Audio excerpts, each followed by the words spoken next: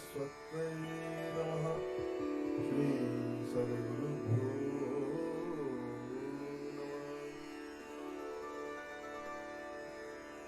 श्री जटाधरं पाण्डुरङ्गं शूलहस्तं कृपानिधिं सर्वरोगहरं देवं दत्तात्रेयमहं भजे। आइए श्री दत्तात्रेय प्रोक्त श्री दत्तात्रेय वज्र कवच का श्रवण करें। इसका पहला भाग मैंने पहले ही कह दिया है, ये उसका उत्तरार्ध भाग है। विनियोग अस्य श्री दत्तात्रेय वज्र कवच स्तोत्र मंत्रस्य किरात रूपी महारुद्र ऋषि अनुष्टुप छंदः श्री दत्तात्रेयो देवता ग्राम बीजम आम शक्ति क्रौं कीलकम् ओम आत्मने नमः। ओम ह्रीं मनसे नमः। ओम आं ह्रीं श्रीं सौः। ओम क्लां क्लीं क्लूं क्लैं क्लौं कलः। श्री दत्तात्रेय प्रसाद सिद्ध्यर्थे जपे विनियोगः। करन्यास ओम द्रां अंगुष्ठाभ्यां नमः। ओम द्रीं कर्णिभ्यां नमः। ओम ध्रुवं मध्यमाभ्यां नमः। ओम द्रैं अनामिकाभ्यां नमः। ओम द्रौं कनिष्ठिकाभ्यां नमः। ओम द्रः करतलकरपृष्ठाभ्यां नमः। ओम भूर्भुवः स्वरों इस प्रकार दिग्बंधन करें और उसके पश्चात उनका ध्यान कीजिए।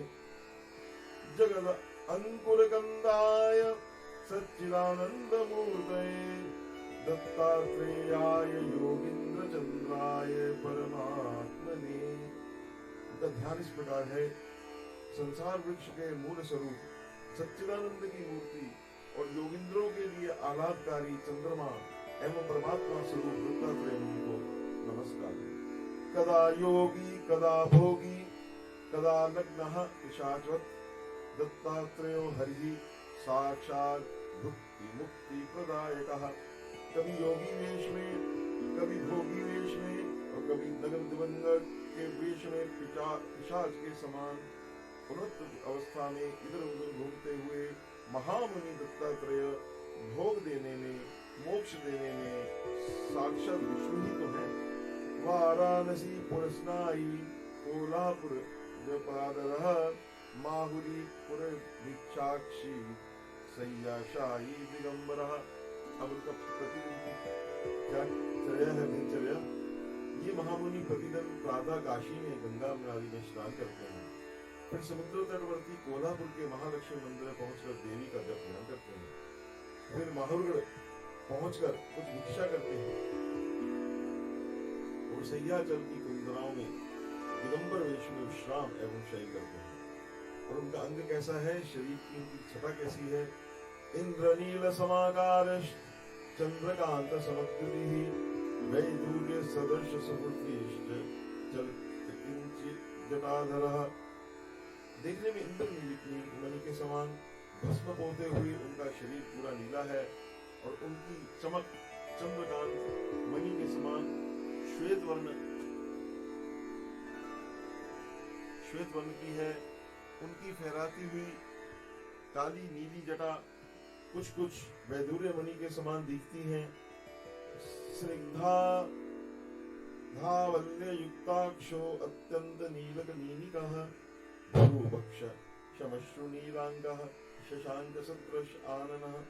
उनकी आंखें स्नेह से भरी हुई श्वेत वर्ण की हैं। उनकी आंखों की पुतलियां बिल्कुल नीली हैं। उनके मुखमंडल चंद्रमा के समान तथा उनकी भौहें तथा छाती तक लटकी उनकी दाढ़ी भी नील रूप में है। हासी निर्जित निहारः कंठ निर्जित कंबुकः मांसलांसो दीर्घबाहु पाणिनि निर्जित पल्लवः। उनकी जो हंसना है, उसकी जो छटा है, वो जो हिम के बिंदुओं को भी लज्जित करती है और कंठ की शोभा शंख को तिरस्कृत करती है। सारा शरीर मांस से भरा हुआ कुछ बुरा सा है, भुजाएं लंबी हैं, अजानू हैं और कर कमल नवीन पत्तों से भी अधिक कोमल है। विशाल पीन वक्षाक्ष ताम्रपाणिर्दलोदरः कदलश्रोण ललित विशाल जगनस्थला। उनकी छाती चौड़ी और मासल है, करतल उनके पूरे लाल हैं, बहुत सुंदर लगते हैं। कटी प्रदेश मार्सल एवं ललित है और उनकी जगन स्थल विशाल है। रंभा स्तंभो अपानो उपमानो रुद्रान पूर्वैक जंगकः गूढ़गुल्फः कूर्म पृष्ठो लसत पादो परिस्थलः। उनकी जांघें केले के स्तंभ के समान घुटने दिखती हैं। उनकी जो घुटियां हैं मांस से ढकी हुई हैं और पैर के ऊपरी भाग जो है वो कछुए की जैसे पीठ होती है वैसे ऊपर उठा हुआ है। अब भगवान के चरणों का वर्णन है। रक्तारविंद सदृश रमणीय पदाधरः चरमांबर धरो योगी स्मृतगामी शने शने। वो स्मृतगामी है, उनके भक्त जहां उनको पुकारते हैं वहां वो पहुंच जाते हैं योग बल से। और उनके जो चरणों के जो कमल तल हैं वो लाल कमल जैसे खिला हुआ ऐसे अत्यंत मृदुल और रमणीय है। और वो करते क्या है? ज्ञानो उपदेश निरतो विपद्वर दीक्षितः सिद्धासन समासीन ऋजुकायो हसनमुखः। वह हमेशा ज्ञान देने में निरत रहते हैं, दूसरों को क्लेश से मुक्त करने के लिए सदा बद्ध हैं। वह हमेशा सीधे शरीर से सिद्धासन में बैठे रहते हैं, उनके मुख पर सदा मुस्कान रहती है। वामहस्तेन वरदो दक्षिणेन अभयंकरः बालोन उन्मत्त पिशाचाय भी परीक्षितः। उनके बाएं हाथ में अभय वरद मुद्रा है और दाहिने हाथ में अभय मुद्रा है। एक हाथ से वर दे रहे हैं, एक हाथ से कहते डरो नहीं। वे कभी कभी बालकों, उन्मत्त व्यक्ति और पिशाचियों से घिरे हुए भी दिखते हैं। त्यागी भोगी, अभी उनमें अलौकिकता है, त्यागी भी है भोगी भी है। महायोगी नित्यानंदो निरंजनः सर्वरूपी सर्वदाता सर्वगः सर्वकामदः भस्मोद्धूलित सर्वांगो महापातक नाशनः। वो एक ही साथ त्यागी हैं, भोगी हैं, महायोगी हैं, सब जगह जा सकते हैं, सबको सब कुछ दे सकते हैं, एक साथ कई रूप धारण कर सकते हैं। और उनकी जो देह है उसमें भस्म लिपटी हुई है। भस्मोद धूलित सर्वांगो महापातक नाशनः मुक्ति प्रदो मुक्तिदाता जीवन मुक्त ओ न संशयः। सारे शरीर में भस्म लिपेटी हुई है। उनके स्मरण दर्शन मात्र से पापों का नाश हो जाता है। वह भोग मुक्ति देने वाले हैं, वह पूर्ण जीवन मुक्त हैं, इसमें कोई संदेह नहीं है। एवं ध्यात्वा अनन्य चित्तो मद ब्रज कवचम पठेत मामेव पश्यन् सर्वत्र स मया सह संचरेत। महान महर्षि दत्तात्रेय जी दलादल मुनि जी से कहते हैं कि जो इस प्रकार अनन्य भाव से सब जगह मुझे देखते हुए मेरा ध्यान करते हुए मेरे इस वज्र कवच का पाठ करेगा, वह जीवन मुक्त होकर सदा मेरे साथ विचरण करेगा। दिगंबरम भस्म सुगंध लेपनम चक्रम त्रिशूल डमरुम गदायुधम। सब उनके पास सब अस्त्र शस्त्र, ब्रह्मा विष्णु महेश के सब अस्त्र हैं। पद्मासनम योगी मुनिंद्र वंदितम दत्ते नाम समरेण नित्यम। वो दिगंबर हैं, भस्म लपेटे हैं, सुगंधित द्रव्यों से उपलिप्त हैं, चक्र त्रिशूल डमरू गदा इनको चार हाथों में धारण किए हैं, पद्मासन लगाकर बैठे हैं और योगी तथा श्रेष्ठ मुनि उनकी वंदना करते हैं। ऐसे दत्त मुनि हर समय नित्य नाम जप नित्य लीन रहते हैं। मैं ऐसे स्वरूप वाले दत्तात्रेय मुनि का मैं ध्यान कर रहा हूँ। इसके बाद आप चंदन पुष्प धूप दीप और नैवेद्य से उनका उच्चार करें। उनका मूल बीज मंत्र है ओम द्राम ओम द्राम ओम द्राम। इसका पाठ करके फिर हम कवच शुरू करते हैं। कवच में मैं पहले पूरा कवच बोल दूंगा और उसके बाद फिर उसका अर्थ में मैं आपको बोल दूंगा। आइए कवच बोलते हैं।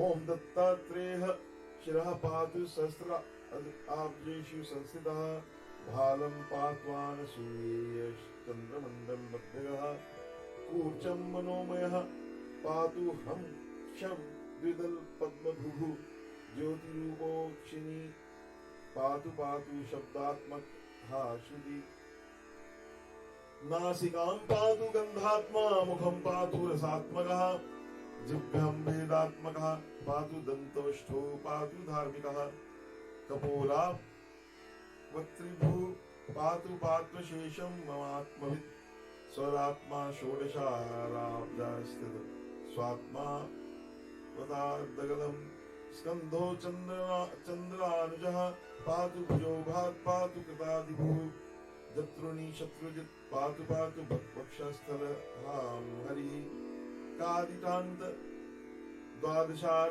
पद्मगो मरुदात्मकः योगीश्वरेश्वरः पातु हृदयं स्थितः पार्श्वे हरिः पार्श्ववर्ती पातु पार्श्वस्थितः समृतः हठयोगादि योग्यः कुक्षी पातु कृपानिधि डकारादि फकारांत दशारा सरसीरुहे नाभिस्थले वर्तमानो नाभिवन्याम् आत्मगोवतु वैन तत्त्वमयो योगी रक्षतान्मणिपूरकं कटिं कटिस्थ ब्रह्मांड वासुदेवात्मकोवतु बकारादि लकारांत खडपत्राम्बुजबोधकाः जलतत्त्वमयो योगी स्वाधिष्ठानं ममावतु सिद्धासन समासीन उरु सिद्धेश्वरोवतु वादिशांत चतुष्पत्र सरोरहुहनि बोधका मूलाधारं महीरूपो रक्षद्वीय निर्गहि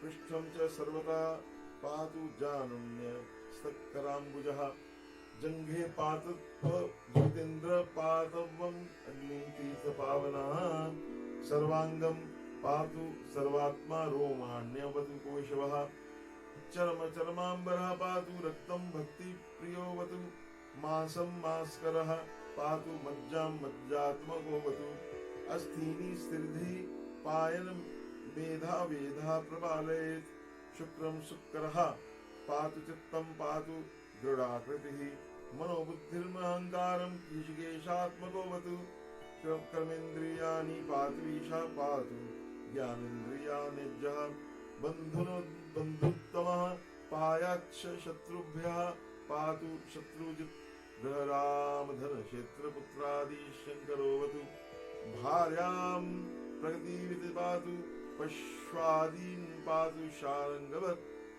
प्राणान् पातु प्रधानज्ञो भक्ष्यादीन् पातु भास्करः सुखं चन्द्रात्मकः पातु दुःखात् पातु पुरान्तकः पशुन् पशुपतिः पातु भूतिं भूतेश्वरी मम प्राच्यं विषहर पातु पात्वा अग्नियामकात्मकः याम्यां धर्मात्मकः पातु नैयत्यां सर्वैर्विहृत् पुराः पातु वारुण्यां वायव्यां प्राणदोवतु कौवेर्यां धनदाः पातु ईशान्यं महागुरु ऊर्ध्वं पातु महासिद्धः पातुद्धस्त आजटाधरः रक्षाहीनं तु यत्स्थानं रक्षत्वादीनीश्वरः। और इस कवच के अंत में भी पूर्ववत माला मंत्र का जब करन्यास हृदयादि अंगन्यास संपन्न कर लेना चाहिए। आइए अब इसका अर्थ जो है हिंदी में वो हम कवच का सुने। सहस्त्रदल कमल शून्य चक्र में स्थित दत्तात्रेय जी मेरे मस्तिष्क की रक्षा करें। चंद्रमंडल में स्थित रहने वाले अनसुईया के पुत्र भगवान दत्तात्रेय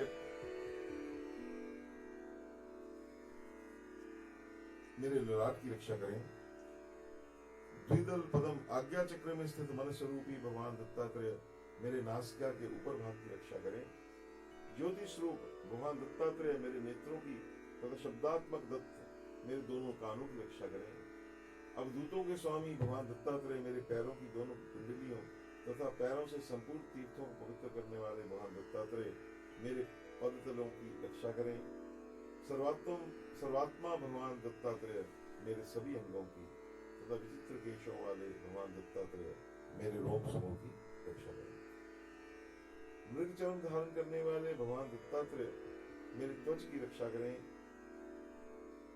तथा भक्ति प्रिय भगवान दत्तात्रेय मेरे शरीर के रक्त की रक्षा करें। मांस बढ़ाने वाले दत्तात्रेय मेरे मांसस्थली की तथा वज्रात्मा भगवान दत्तात्रेय मेरे अरुज्जा धातु की रक्षा करें। स्थिर बुद्धि वाले भगवान दत्तात्रेय मेरी हड्डियों की तथा ब्रह्म स्वरूप दत्तात्रेय जी मेरी धारणा की रक्षा करें।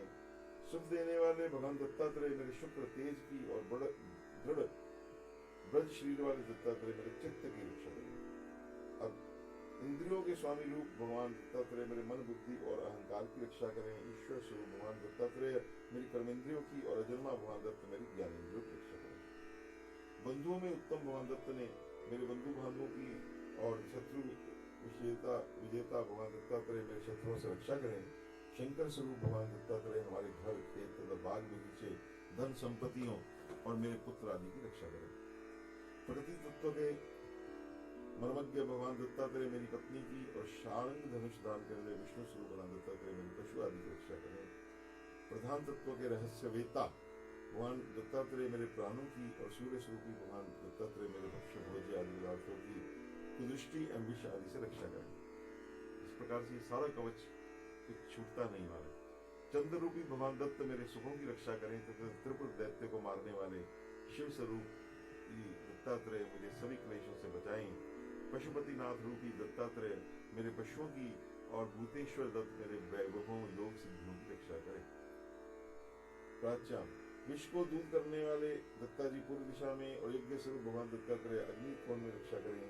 धर्मराज रूपी दत्त दक्षिण दिशा में और सभी व्याधियों को नष्ट करने वाले भगवान दत्तात्रेय नैऋत्य कोण में मेरी रक्षा करें। वराह रूपी भगवान दत्त पश्चिम दिशा में और सबों को नासिका मार्ग से वायु द्वारा प्राण संचार करने वाले भगवान दत्त वायु कोण में रक्षा करें। उत्तर दिशा में धनाध्यक्ष कुबेर रूपी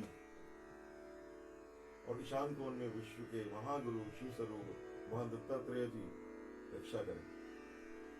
महासिद्ध रूपी दत्तात्रेय जी ऊपर की ओर और जटाधारी भगवान दत्तात्रेय जी मेरे नीचे की दिशा में रक्षा करें। और जो रक्षा के लिए स्थान निर्दिष्ट नहीं किए गए हैं शेष बच गए हैं आदि मुनि दत्तात्रेय जी उसकी रक्षा करें।